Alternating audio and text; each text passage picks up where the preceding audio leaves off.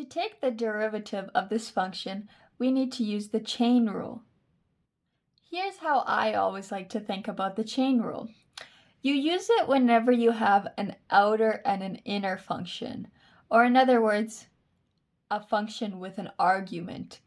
So here, in this example, our outer function is this ln function, right? We have an inner term, but the outer function is ln of something. Our inner function is what's inside, or what that argument is. So here that's 5x³ plus 2. The chain rule tells us that we take the derivative of that outer function, leaving the argument as it is, and then we multiply by the derivative of that inner function or argument. So let's work through this example, and I'll show you how that's applied. So y prime would be the derivative of this outer function. And we know that the derivative of ln of x is 1 over x.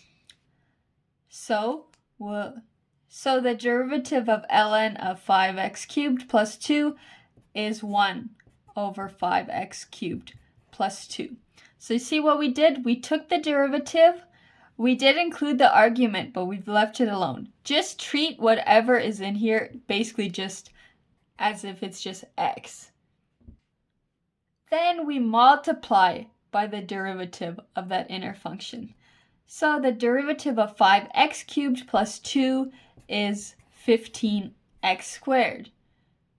So that's as simple as that's the chain rule applied. Right here we have essentially the derivative of this outer term multiplied by the derivative of the inner term. So let's simplify our y prime. 15. So let's rewrite our y prime. 15x squared divided by 5x³ plus 2. That's our final answer. We can't really simplify it any further. So remember, with this chain rule, you should be using it whenever you have an outer function and an inner function.